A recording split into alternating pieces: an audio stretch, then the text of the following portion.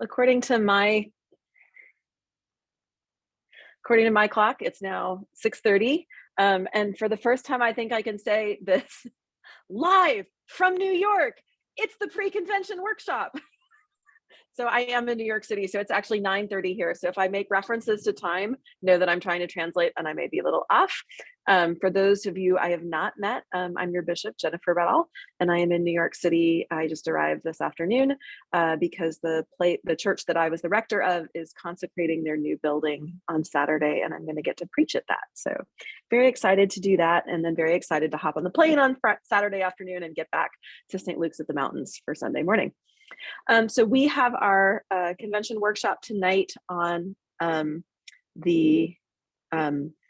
tonight is the nominations workshop. We're going to start with a prayer and then do a test of the voting system. So those of you who are on Tuesday, it's kind of the same thing, but we want to get all the V-poll issues and training out of the way, hopefully, while we're at these workshops. But first we will start with a prayer. So the Lord be with you. Let us pray. O God, you made us in your own image and redeemed us through Jesus, your Son. Look with compassion on the whole human family. Take away the arrogance and hatred which infect our hearts. Break down the walls that separate us. Unite us in bonds of love. And work through our struggle and confusion to accomplish your purposes on earth, that in your good time all nations and races may serve you in harmony around your heavenly throne. Through Jesus Christ our Lord. Amen. I've lost my screen that had the agenda on it, but I think what's happening now is first we're gonna, I think we are gonna ask for those who eventually want to ask questions of nominees, we're gonna ask you to use the raise hand function. So we'd like to practice that by having everybody raise your hand using the raise hand function. If you're on a computer, it's usually at the bottom. If you're on an iPad, it is at the top. So everybody raise your hand. Oh, looking so good. We have learned so much over the last 2.5 years.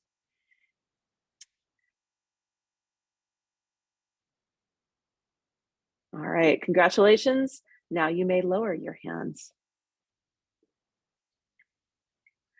And I am now going to turn it over to Laurel Way to go through the voting process so that everybody gets a chance to practice that again.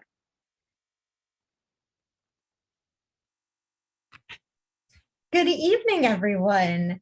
I hope you all are doing well.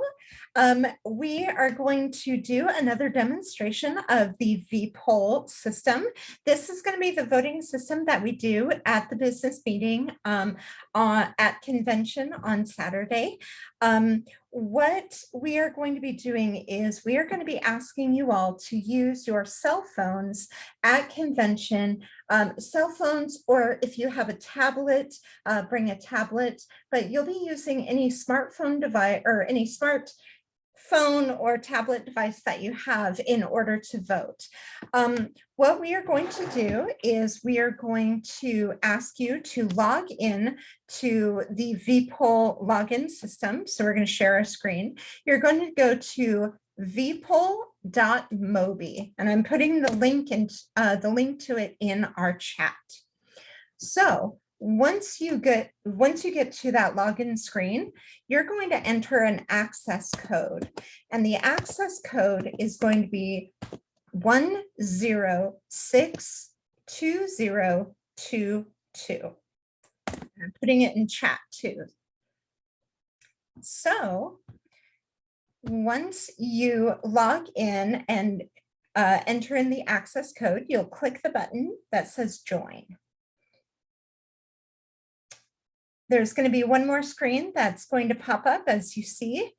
If you scroll down, it's going to ask you for what polling session you are going to be participating in. Now, for tonight, it's our pre-convention V-poll demo, but on the day of the business meeting, it will say business meeting, or I haven't titled it yet, so I'll let you guys know what the title is the day of. So go ahead and hit submit. Once you are in there, you'll see that the questions will be broadcast shortly. Oh, no, not that one. We're going to go to this one. Give me just a moment here. So we're going to go to broadcast this question.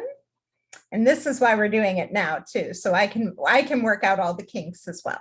So as you can see, we have the first question up. It says, what is your favorite season of the year? Choose only one. You'll go ahead and select which one you want and hit submit. Oh, you guys got this great. You're already responding. So at the on the day of the election, or at the day of the convention, we will be voting just like this. And once we have enough people that have voted, we are going to stop the question, and then we will broadcast the results. So I will leave the poll open for 1 more minute.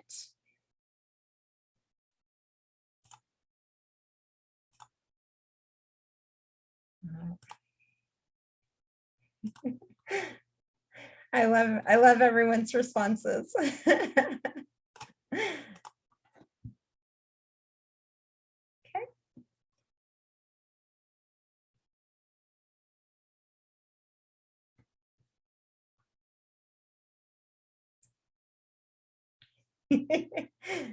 Ben, I agree. I love Halloween and pre-Halloween. That's my favorite time. But Holly, Easter season is always great too. I love Peeps. So that's, part of the reason why I like Easter. Okay. All right, I'm going to go ahead and close the polling for this question.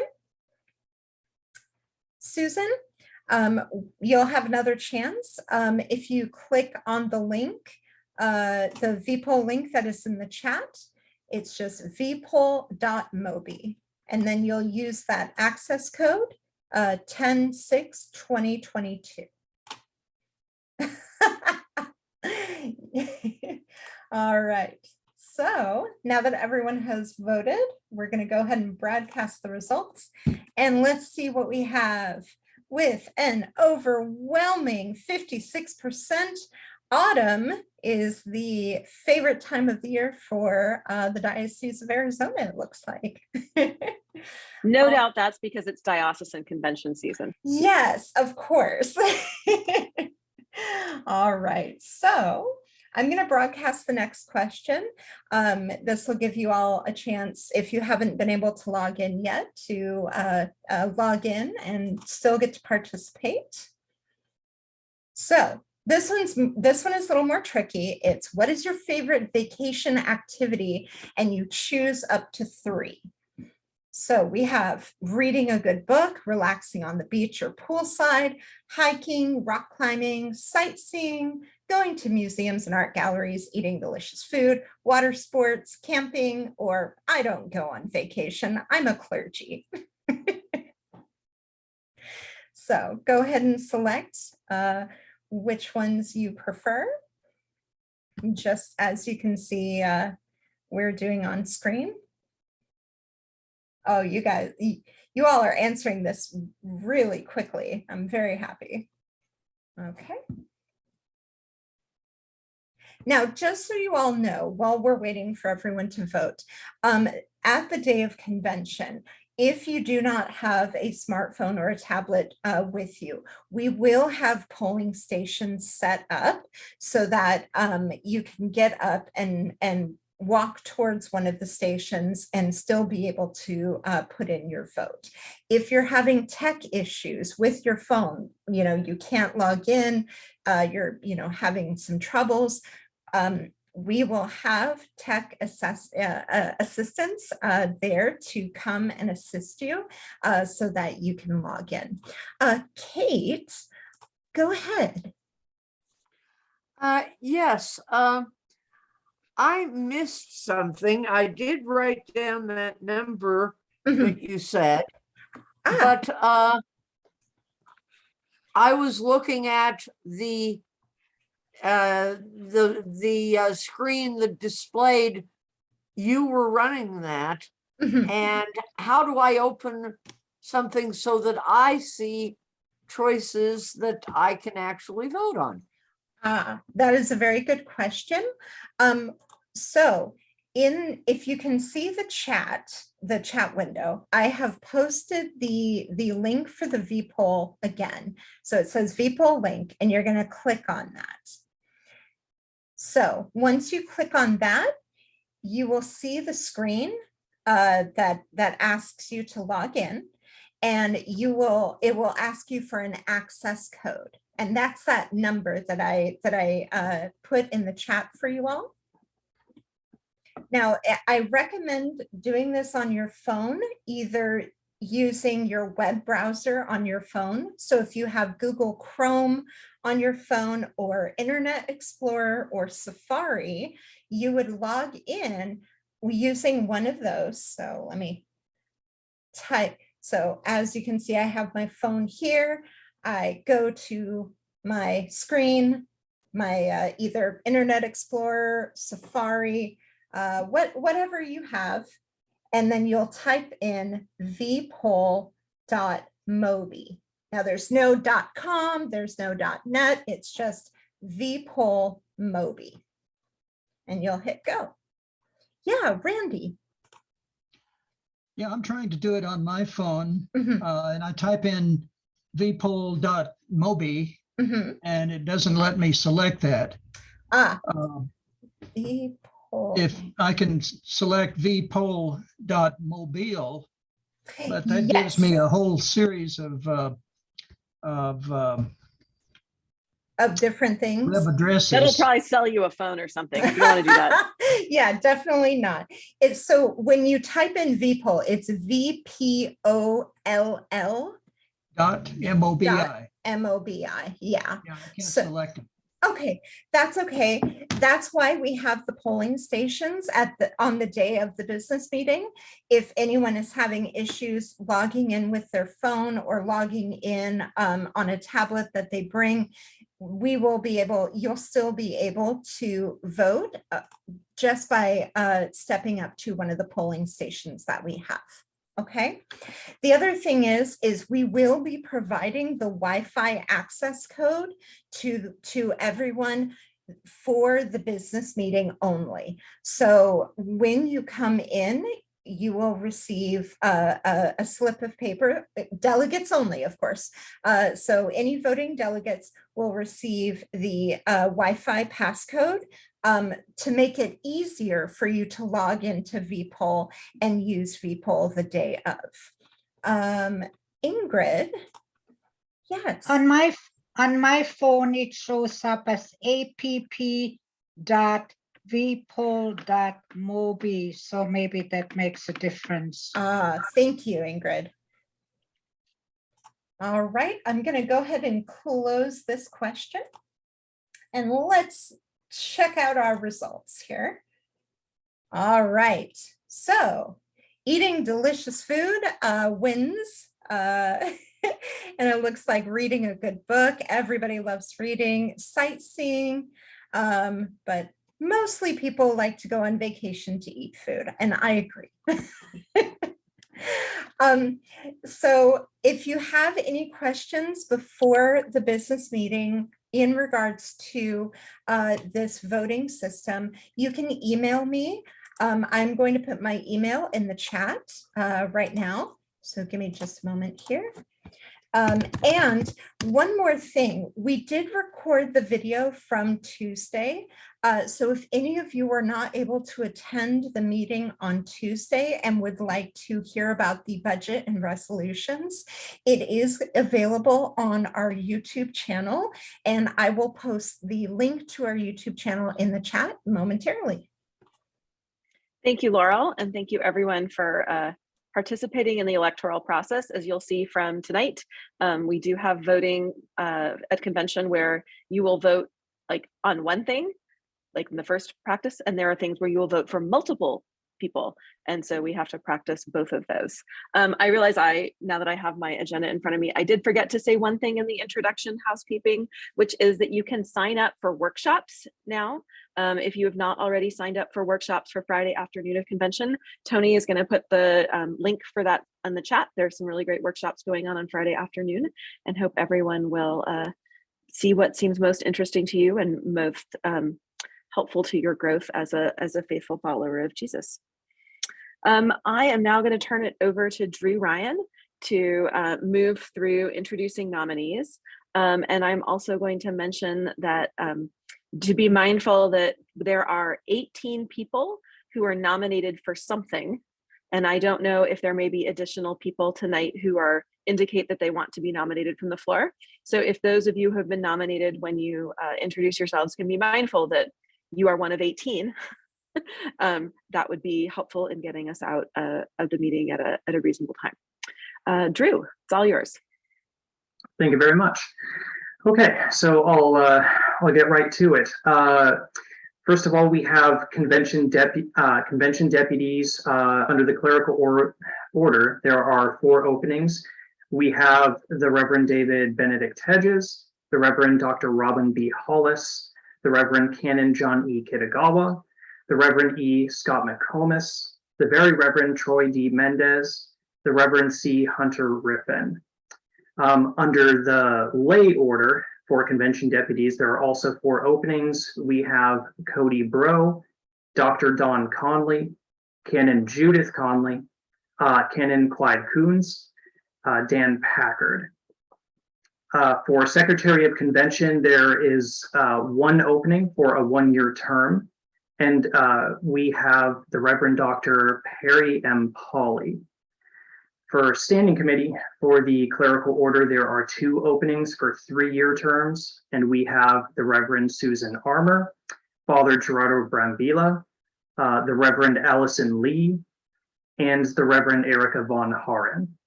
For the lay order, there are 2 openings for 3-year terms, and we have Sarah Haas.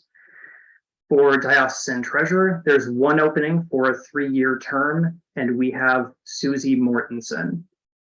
And those are all the nominations that we received this year. I'm sorry, we didn't get a chance to chat before this, but can we maybe start with the nominees in the clerical order for General Convention and have those 6 people or so introduce themselves and maybe give 1 or 2 sentences about why they are desiring to be a convention deputy? Oh, okay. Yeah, you bet. Yeah. Okay, great. So let's go ahead and start with the Reverend David Benedict Hedges.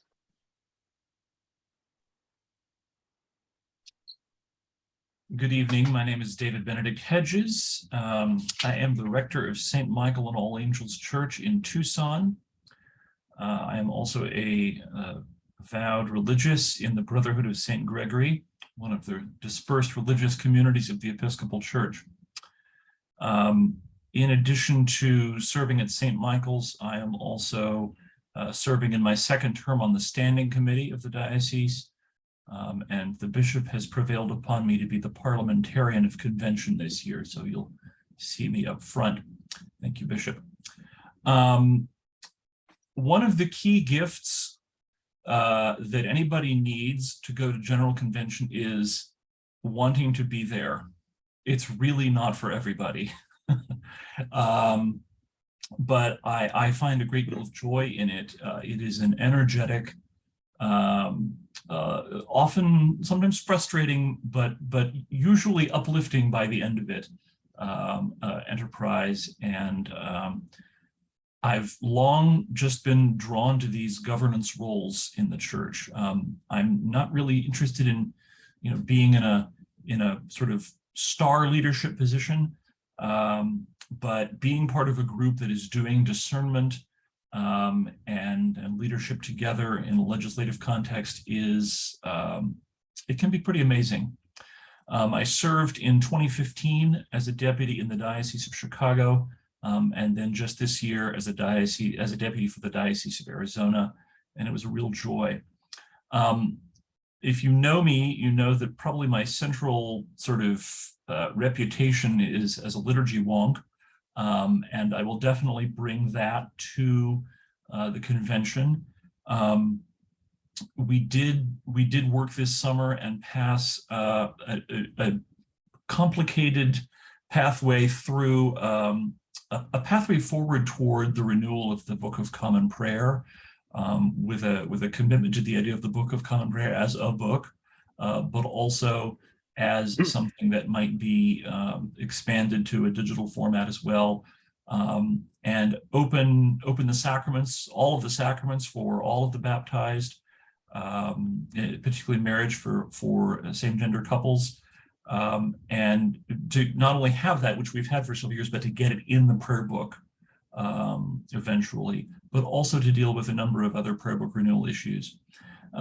And the other thing that really sort of took center stage was major initiatives for racial justice regarding our work with the need to audit our assets as a church-wide entity to understand how much of our assets and the wealth of the church might have been derived from the enslavement of human beings, and also to audit the church's historical participation in the system of residential schools for Native American children, which did so much damage to our Native American neighbors and their communities. So those things are of interest to me as well, and I'm looking forward to the possibility, with your support, of going to Louisville in 2024 to return to these issues, which are long-term, not just sort of one convention things, but see where that takes us in the coming years. Thank you.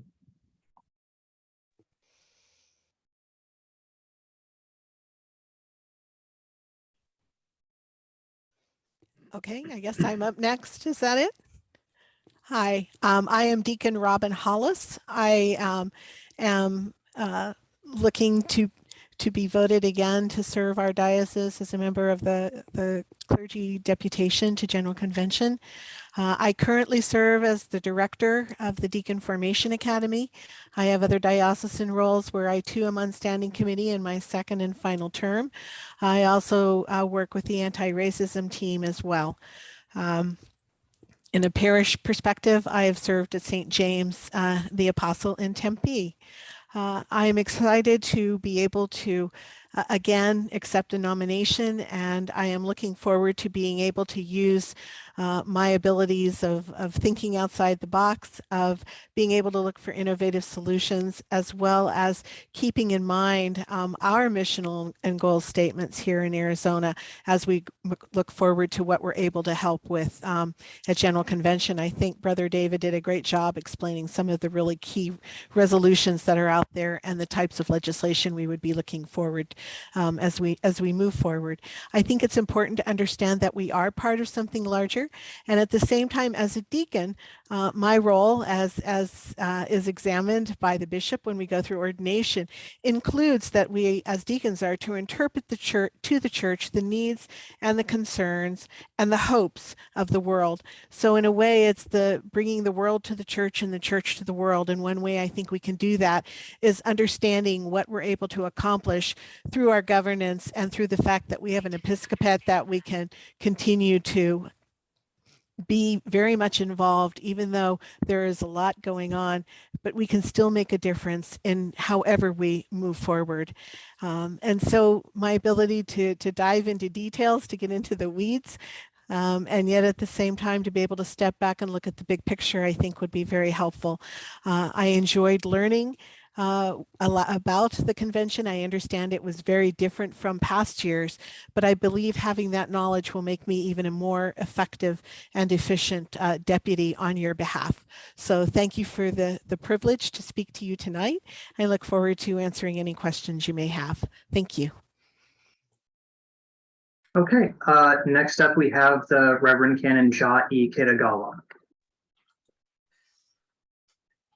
Good evening. My name is John Kiragawa, and I am hoping that you will return me to the General Convention as a deputy.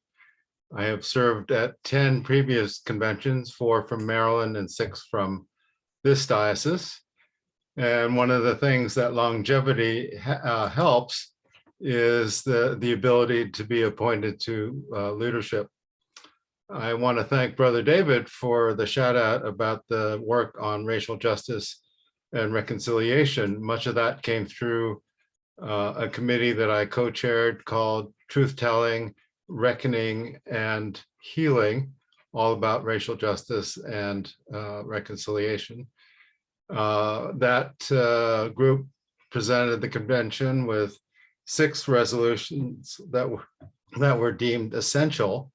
So we had a chance for a vigorous open debate on the floor. All of them passed almost unanimously. David mentioned one about auditing our assets and trying to figure out where they come from. He mentioned another important one having to do with the indigenous schools, and not just trying to find out what happened, but also to engage in a healing process. One of the most important resolutions was known as A125, which set up the Episcopal Society for Racial Equity and Justice, which will function in parallel with the General Convention, but have a lot of independence. We set this up because we never know who the leadership, the president of the House of Deputies or the presiding bishop is going to be and what kind of priorities they may have. So this was a way to ensure the continuation of the work in building the beloved community. And so I would very much love to be a part of that. When the resolutions passed at General Convention, this past General Convention, I said to several people that I was relieved and glad and happy that they passed, but the hard work is going to be implementing the things that we got the convention to agree to. So I would very much like to be a part of that. And thank you for this opportunity to be with you. Next up, we have the Reverend Scott McComas. Good evening. Can you guys hear me? Yes. Okay, thank you. I serve as rector at Church of the Nativity, Scottsdale, and I came into the diocese in 2019.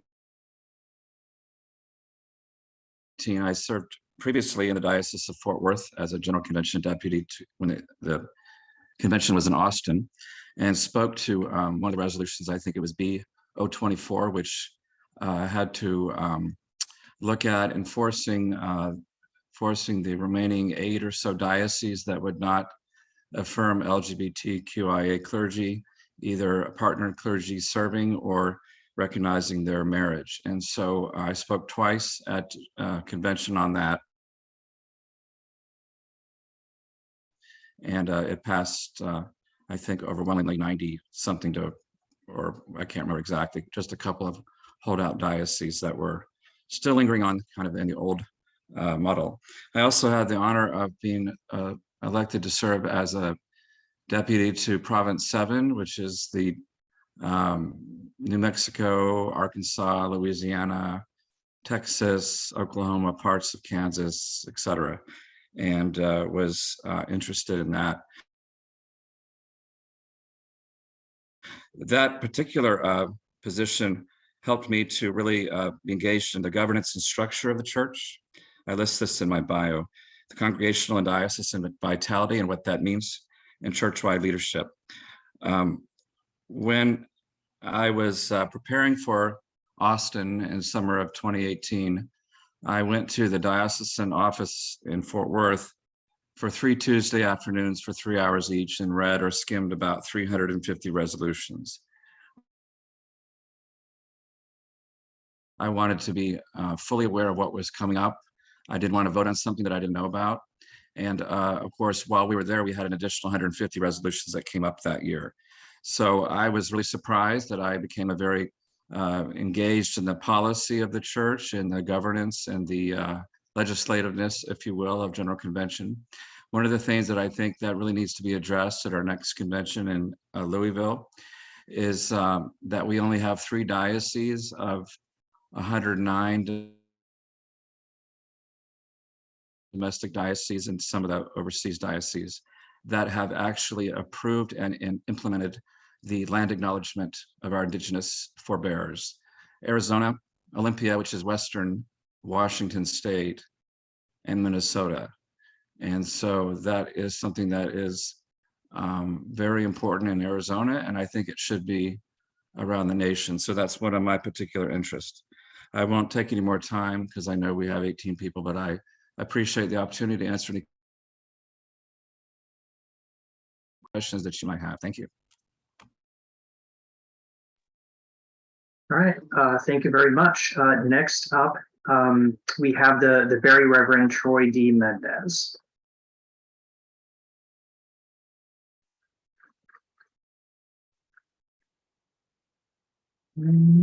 Do we have Troy here with us this evening?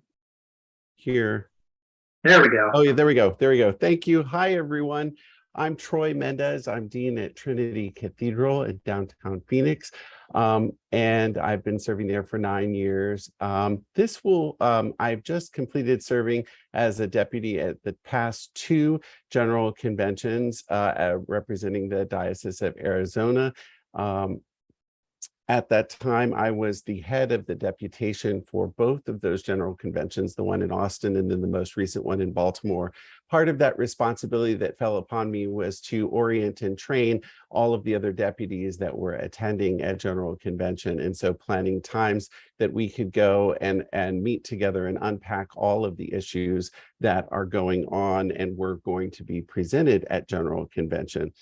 In my past tenure at General Convention, I served on 2 legislative committees. I served on the committee that reunited the Diocese of Cuba with the Episcopal Church. And then also most recently, I served as a member of the International Policy and Church Relations Committee that identifies many issues that are happening globally and formulates responses that the Episcopal Church can make a faithful response to. General Convention connects a great deal of thread of many aspects of doing ministry in the church. And in many ways, General Convention serves as a connecting point. In another part of my responsibilities, I'm also on the board at Virginia Theological Seminary. I have a great deal of interest in theological education in the church. And there are many initiatives that the church puts forward that connects the Episcopal Church with our Anglican communion partners and many other countries around the world. And being a part of General Convention as a deputy helps me further my ministry in helping connect the dots and helping our church continue to reach out and be part of in full communion with other provinces of the Anglican communion around the world. We talked about a little bit, one of the other candidates talked briefly about prayer book revision, and that is something that will continue to come up, but I just want to publicly state at this point to put people at ease that, this is a very faithful endeavor, and I totally commit to the full doctrine and discipline and worship of the Episcopal Church and being faithful to that as we continue those discussions. General Convention, in short, General Convention addresses a lot of issues of a complex and ever-changing world. And as a deputy from Arizona, I would like to be a part of General Convention so that I can be part of that change and be part of the church's response of how we proclaim the love of Christ into the world and serve the world in his name. So I thank you for your time. Okay, thank you very much. Last up for the convention deputies from the clerical order, we have the Reverend C. Hunter Rippin.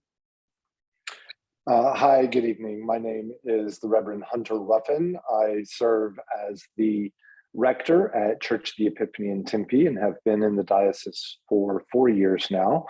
And aside from serving at Epiphany, I am also serving on the Creation Care Council for our diocese, on the Commission on Ministry, and in the wider church, I'm involved with church planting initiatives, helping people to discern if they have the gifts for starting a new Episcopal community. The gifts I am bringing to the table are some talents for strategic and analytical thinking, while also keeping at the center how we are all connected one to another, that harm to one harms the whole. And it is through that that I bring the question, how are the policies and canons that are before General Convention helping our congregations in our diocese to live out the mission of reconciliation that Christ has given to us? How can we spread the gospel in our local context and in partnership with our local congregations? I have never served as a deputy to General Convention, but I certainly look forward to having the opportunity to do so should this convention make the decision to send me to Louisville. I look forward to your questions and thank you for the time. Thank you, Hunter. I do know, are there any other canonically resident and eligible clergy who intend to be nominated from the floor? So you can introduce yourselves. Can you please raise your hand or use the raise hand feature so that I can unmute you?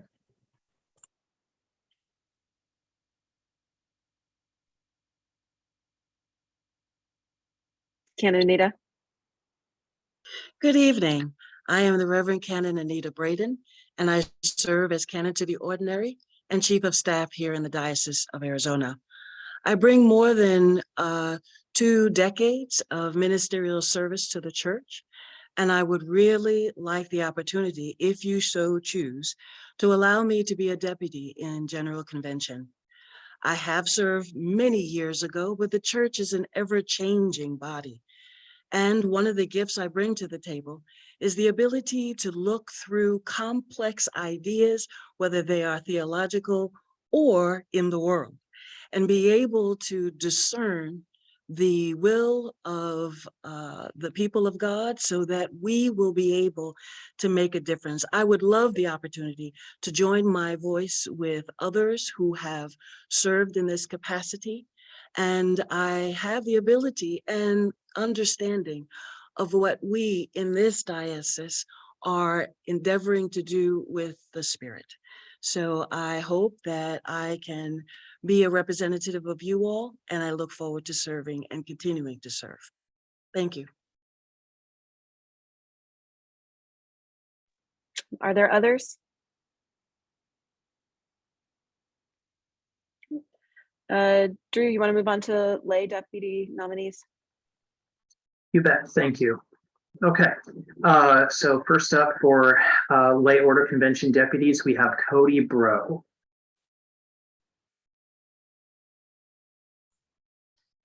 Cody, I don't see your name on the participant list. If you are here, please use the raise hand feature so that I can unmute you.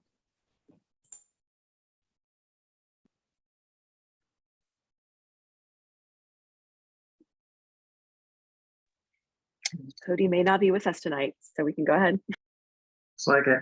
Okay. Next up, we have Dr. Dawn Conley. Hi, everyone. My name is Dawn Conley. I'm a member of St. Peter's, Litchfield Park, and I've had the honor of serving as deputy to General Convention for the Diocese of Arizona twice. And then when I was in grad school at Northwestern in Chicago, I was an alternate a couple of years ago. Yeah, that's how my math adds it up. I'm 5 generations Episcopalian, 5th generation Episcopalian, and I've always been pushing for full inclusion, even as a little kid, raising my hand and asking those questions. I currently serve as the Arizona chapter of the Union of Black Episcopalians president, and all are welcome to join. You do not have to be Black to be part of the Union of Black Episcopalians, and we welcome you. I also am on the vestry at St. Peter's, and I was the former president of the school board for St. Peter's Montessori School. I've served on the provincial level in the Peace and Justice cluster with ethnic ministries. And as a little kid, as a younger person, I was actually part of Province 1 youth ministries representative as well. I work as a realtor, and I work as a full-time college professor, sociology professor. And just 2 weeks ago, we were having a conversation about religion, and I asked students, how many of you have were raised in the church, and then how many of you continue There were not that many hands that continued. And then afterwards, I asked the students who do not continue to participate in church to come up to me and share with me why they stopped going. And it's those conversations that I want to be hopeful, and being in decision-making service, such as deputy to convention, that we make sure that we look out for those that currently aren't around. I like to say I'm an advocate for all. I have a spirit of hospitality and an overflow of generosity to help the Episcopal Church welcome those of us who are currently in the church and be inviting to those who have yet to step in our doors. I thank you for your time, would welcome the opportunity. And that's about it. That's me. All right, thank you very much. Next up, we have the Canon Judith Conley. Good evening. I am Judith Conley, and I'm a member of Trinity Cathedral in Phoenix. And I am not going to repeat what I have put in on paper for you to read, and the many positions that I have had in the past and in the present, but rather I'd like to share with you the importance of being a senior deputy. And a senior deputy is given that distinction for having served as deputy to General Convention for 7 or more conventions. And as a senior deputy, I have a lot of the history with the past conventions that we build upon. I also, as a senior deputy, have a strong working knowledge of the Episcopal Church structure and governance, having served on the Standing Commission on Structure and Governance and participating in a number of general conventions and meetings in between general convention. I've also spent in my history 9 years of as the lay representative on the Anglican Consultative Council, which gives me much insight to the Anglican Communion. I've established a good rapport with those who have influence and make decisions on the convention floor and beyond. And these are the gifts, in addition to the work that I'm doing on the Standing Commission on World Mission, of which I'm going to be continuing for the next 2 years. This gives me a position to impart much of what I have learned and experienced to our newer deputies. And I will end with that. All right, thank you very much. Next up, we have Canon Clyde Coons. Hi, everyone. Hi, I'm the Canon Clyde Coons. I'm a member of St. Matthew's in Tucson. I currently serve on the Diocesan Standing Committee, which, for those who may not know, is similar to a nonprofit organization's board of directors, and I'm currently its president. I am also the diocesan coordinator for the Education for Ministry, or EFM program. And at the invitation of our bishop 3 years ago, I became the only lay intake officer for Title IV, which is the section of Canon that deals with complaints made against members of the clergy within our diocese. I also serve as a deputy to Province 8, which covers most of the Western United States and Hawaii. I've been also involved with the National Church for some time. And I believe 2006, I was appointed by presiding Bishop Catherine Jeffert Shorey to serve as a director of the Episcopal Church Foundation. And I continue there after 8 years on the board. I continue there as an advisor. I currently serve on the board of Forward Movement, which, if you're not familiar with it, it's the church publishing house that is most known for publishing Forward Day by Day and Lent Madness, among other things, including our most recent publication, this beautiful gift edition of the Book of Common Prayer with rubrics in red. It's really nice.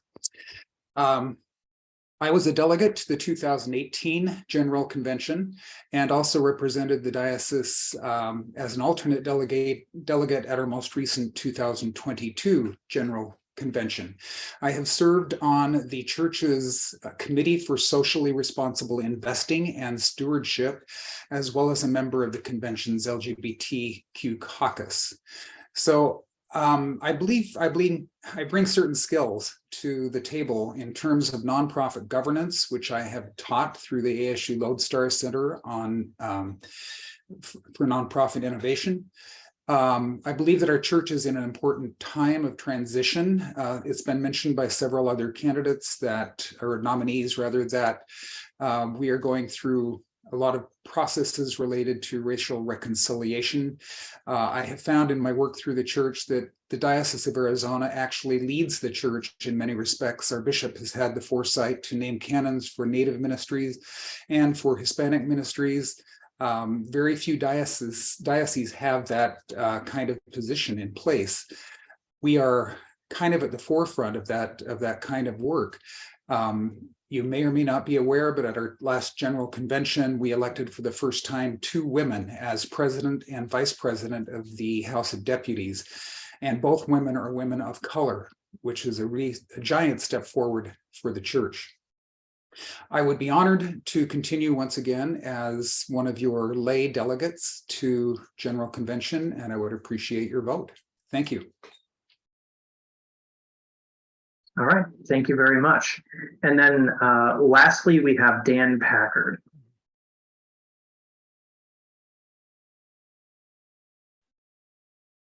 Do we have Dan here this evening?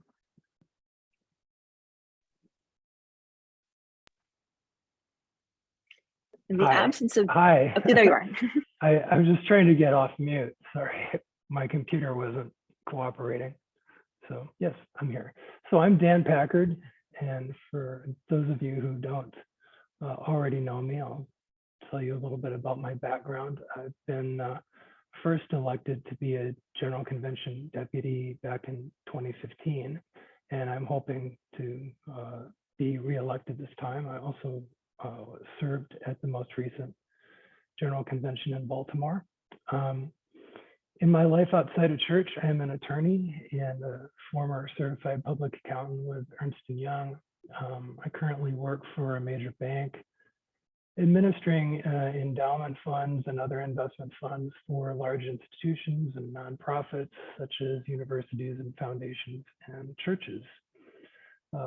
I've been very active in the church throughout the years and on many nonprofit boards.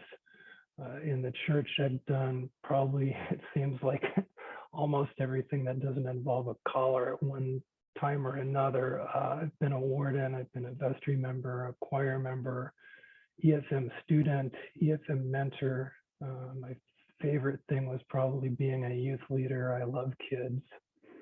Also been very involved in the diocese. I was 9 years on Diocesan Council, which was the board of directors before Standing Committee became the board of directors. And I also served 9 years on Diocesan Finance Committee. I was the executive director of Chapel Rock for 2 years. And my biggest claims to fame at Chapel Rock were probably doing a lot of capital improvements and deferred maintenance, such as expanding the dining hall, and expanding the kitchen, building the new youth grass field that's down by the ropes course. We raised money and built that against the odds. But my biggest claims to fame there were finding Kelly Wood as an instructor on the ropes course, and also somehow convincing Susie Mortensen that she ought to get involved with the diocese and become my treasurer at Chapel Rock. So I'm very glad that I was able to do both of those things. I mentioned that this would be also my 3rd General Convention, so I've been involved with the church on that national level as well. At previous General Conventions, I've served on Pension Plan Committee, Province 8 Delegate, State of the Church Committee, Rules of Order Committee, Dispatch of Business Committee, and the LGBT Caucus, where I serve on the nominating committee. I was, speaking of LGBT Caucus, back in 2015, I was the first openly LGBTQIA+ person ever elected to be a deputy to General Convention, and it seems it's an honor to be that, I guess, but I'm sorry that it took until 2015 for someone to be elected in that capacity. Nonprofit boards that I serve on currently, the Phoenix Zoo, on their Plan Giving and Advisory Board, I've been on for many years. Southwest Center for HIV/AIDS, I'm on their Finance and Governance Committee. I'm the founder of Art Wins Arizona, which gives grants to Arizona artists to go off and compete and show off in major international art competitions and show what great art we have here in Arizona. And one of the co-founders of One Community Foundation, which promotes diversity, equity, and inclusion. I'm also still on their board and on their multicultural advisory board. My favorite part of General Convention is honestly the fellowship and seeing everyone coming together as a church to worship and discuss important issues and how we respond to those issues as a church, and being the hands and feet of Jesus in the world. And I'm blessed to have many friends in the church around the entire church in many different dioceses who I look forward to seeing and working with again, hopefully. I would be very honored to be chosen to use my gifts on behalf of the diocese and the church to represent you again at General Convention. Thank you. All right. Thank you, Dan. Are there any other lay members of the diocese who intend to or have a desire or an interest in being nominated from the floor for General Convention deputy? And if so, would you raise your hand?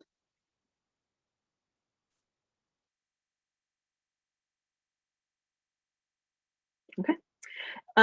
Mindful of time, are there any general questions or specific questions for those who are standing for election to General Convention? I would actually really prefer it if it was a specific question for a specific person, because I don't want to invite all sort of 12 people to answer the same question.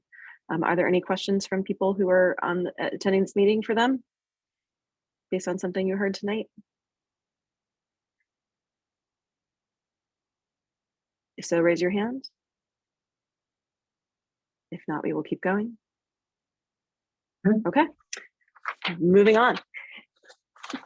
All right, thank you everybody so far. So, and Ken, before we move to the standing committee, just to remind nominees to really 2 minutes. Okay, so for standing committee, we'll begin with the clerical order, and we'll begin with the Reverend Susan Armour. Good evening, everyone. Mindful of being short, most of what I would say is already written. I have been on standing committee about 1 3/4 year. I filled a term and then was elected to for a 1-year conclusion of that term last year.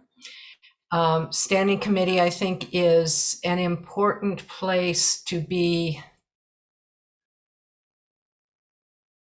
well, to be cautious, to be clear, and to be supportive of the diocese, and especially of the bishop. I believe that I have been, I've been ordained quite a long time and been in several dioceses, as you can see, and bring a breadth of experience. And that's basically how I feel about standing committee. I think it's an important and a quiet kind of serving that we do. And I'd appreciate your vote. Thank you. Okay, thank you very much. Next up, we have Father Gerardo Brambilla. Good evening. Will you hear me? Thank you very much. I'm one of the incumbent clergy members of the Standing Committee. I believe that I have the skills, I have the expertise to provide good work. I have been serving the last 3 years as a vice president. This group, this ending, it passed through the difficult times of the pandemic. We were in charge and to advise the bishop and help the entire diocese to going through these challenging times. I think that we did a very, very good job. Everybody has been mostly safe and doing well, and we are proud of what we have been doing. I would like to continue being part of this group because I believe that the challenges that we are facing right now at the church at large and in our diocese, we have the opportunity to transform and success. Those challenges are sitting before us, like recovering from the pandemic and growing and be successful. And I believe that we can continue the work that we start once we face the effects of the pandemic. So I will be appreciate you both that I can continue working on that. I am actually being the vice president of the Standing Committee. I am also part of the Commission on Ministry. I work with the Hispanic group, and I also serving as the vicar in San Marcos Mesa. Thank you so much for your attention. Okay, thank you very much. Next up, we have the Reverend Allison Lee. Awesome. I didn't need to figure out how to unmute on a cell phone.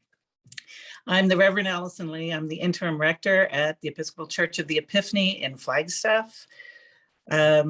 If I'm looking at the types of gifts that I bring to this, I'm a strategic thinker. I'm an innovative, creative, out-of-the-box thinker. I also really like relationship building and how we can listen to the stories and the context and the traditions and the histories that are so important to all of us and weave all of those pieces of information through the lens of relationship building and how God is calling us to live and be as we point ahead into the future. I am currently serving on the Creation Care Council and also on the Deacons Council. Prior to moving up north to Flagstaff, I served down on the border at St. Andrews in Nogales, and there I served on the Cruzando Fronteras Ministry and the Diocesan Health Benefits Task Force. I love the work of governance. I think that there's a holiness to it that allows us to, it's a complement to the work that we do pastorally, liturgically, prayerfully, and faithfully, and the authenticity and transparency that we can bring to governance and communicate that is really integral to who we are as Christians and people of faith. I think one of my biggest attributes is I love to laugh. I love to have a good time. I love to sometimes sing my messages to people. And I have a great deal of joy in being a disciple of Jesus. And I am tremendously honored to be considered for this. And I look forward to seeing how the Holy Spirit is calling all of us in the Diocese of Arizona. Okay, thank you so much. Lastly, we have the Reverend Erica Von Hart. Good evening, friends. I'm Erica Von Haren. It's a pleasure to be with you all this evening. I came to this diocese 16 years ago and actually quickly was recruited to the standing committee at that time, before even the two bodies were joined together, the standing committee and the diocesan council.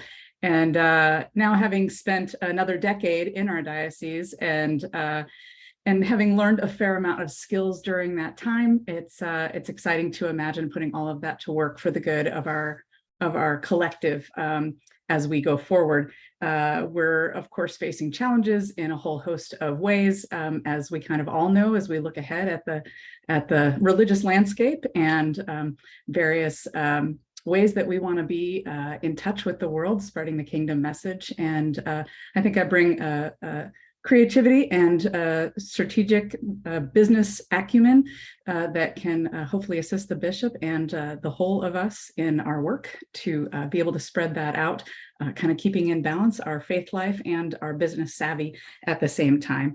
I also do that with, I think, a fair amount of compassion and with some high communication skills as well, trying to unite people as we work together for the whole. Currently serve as the chair of the Commission on Ministry in the Diocese, a former teacher in the Deacons Formation Academy. I'm a mentor with the Genesis 2 program with the National Church for redevelopment of churches, and am an interim rector at Christ Church of the Ascension. So I appreciate your consideration and would love to serve in this capacity. Thanks. Okay, thank you. All right, moving on to the... Just to ask if there are any other clergy members who are intending to be nominated from the floor for standing committee. If so, raise your hand. All right, moving on. Okay, thank you. So under the lay order for standing committee, we have Sarah Haas.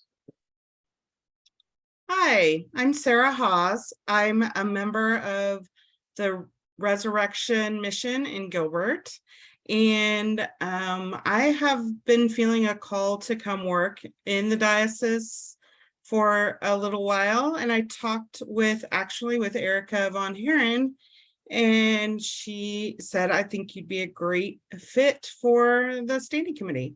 So that is one of the reasons that I put myself up for nomination. And what I feel I bring is my spiritual gifts are in leadership and administration, and I have a servant's heart. So I typically serve on things that are behind the scenes, but really lead to lifting God's mission in the diocese. And so at my church, I help with the things that I'm skilled at. I've worked in digital media for a long time, and so I've been working on our website and our social media, helping that work in our favor. And I've done nonprofit consulting and been on diocesan committees in other dioceses, and I just feel like now is the time for me to step forward in Arizona. So this is one of the places where we have one person nominated, but there are 2 positions open on standing committee for lay members. So if there are any lay people here on this call who feel potentially called to the ministry of standing committee, I would invite you to, if you want, raise your hand now and identify yourselves and share something about yourself. And if you have that thought in your heart but are not yet ready to raise your hand, speak to your rector or reach out to one of us at the diocese to identify yourself, because we do really need 2 lay members of standing committee to come in. Are there any others who feel called to that ministry?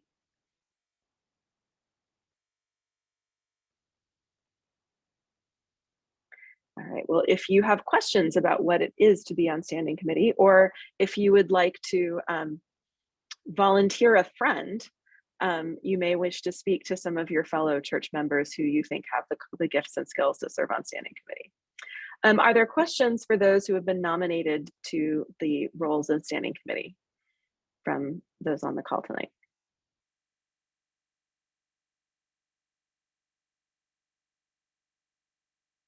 Okay, then we will move ahead to potentially less contested elections.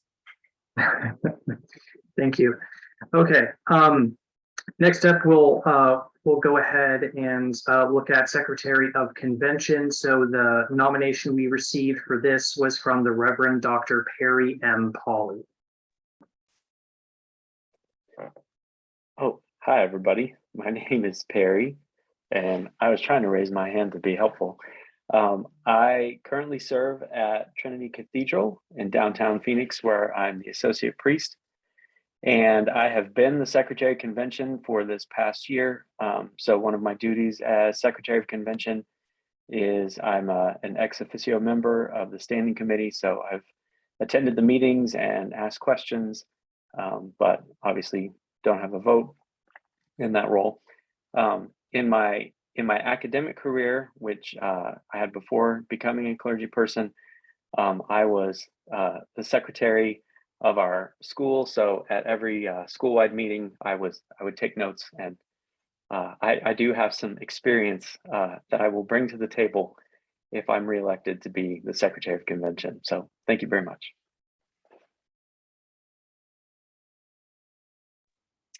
I suppose I must go through the formality of asking, are there other people who feel called to the ministry of Secretary of the Convention? Wonderful. Drew. All right. And lastly, we'll move on to Diocesan Treasurer. The nomination that we received this year is from Susie Mortensen.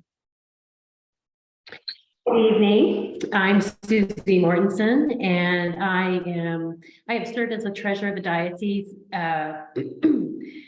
since 2018, and I would like to serve in this capacity for at least another 3 years.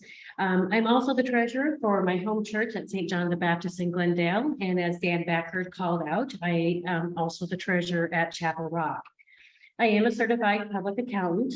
I spent many years in private industry, mostly at Blue Cross and Blue Shield of Arizona. I worked there for over 33 years before retiring in 2018. In my last 10 years at Blue Cross, I was the director of finance, where I oversaw financial reporting, audits, cash operations, budgets, financial systems and programming, purchasing, payroll, you name it. If it had something with finance, it was under my direction. For those of you who participated in the budget workshop on Tuesday, you know that the finance area has gone through a lot of changes this year, and I'm completely committed to supporting this new team and to serving all of the churches in our diocese, and as well as the diocese itself. I would be honored to be your treasurer again for the next 3 years. And are there any other people who feel called to the ministry of treasurer? Wonderful.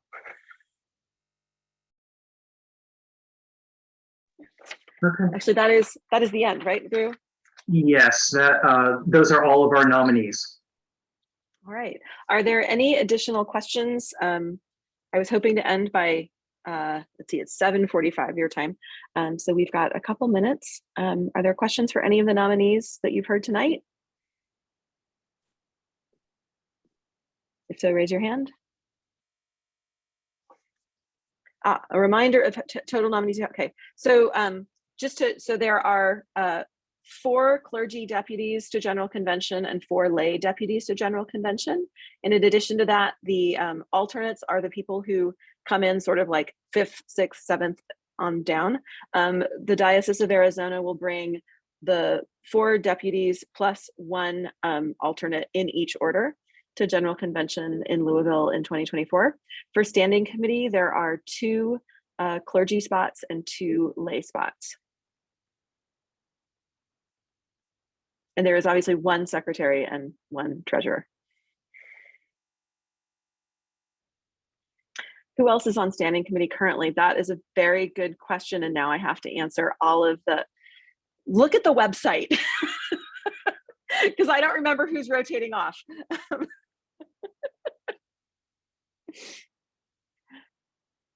And I don't want to do that off the cuff, and I'm on an iPad, so I can't do that right now. Clyde, maybe actually, yeah, Clyde, could you do that as the president of the Standing Committee?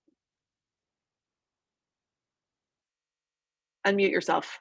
Can someone unmute Clyde if he doesn't? There you go. There we go. Sure. In the clerical order, we have the Reverend David Benedict Hedges.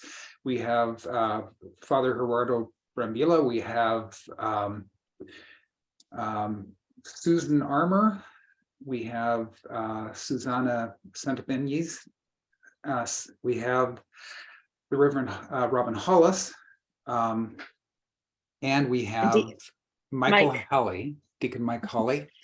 In the lay order, we have myself, Canon Lisa Derrick. We have Kim Kennedy, we have Cody Bro, we have Austin Kerr, and we have Stanley James. I think that's all.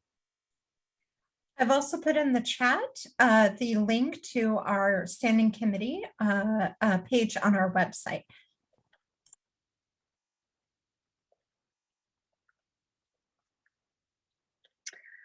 All right. I have a question in the chat that was privately to me, but I can answer it for everyone, probably for the good of that. What does the standing committee do? So the standing committee has a number of canonical responsibilities, which it fulfills. It approves candidates for ordinations. It sends the budget from the budget committee to convention. So it sort of has a first pass at that. It provides consent to the elections of bishops, and it functions as a council of advice for the bishop. It does somewhat more than that, but those are sort of the canonical responsibilities. You could, as I think Clyde referred to it, as a board of, it's like a board of governors, essentially. And it meets about once a month. Slightly less than that, in that we don't meet every single month, but generally about once a month.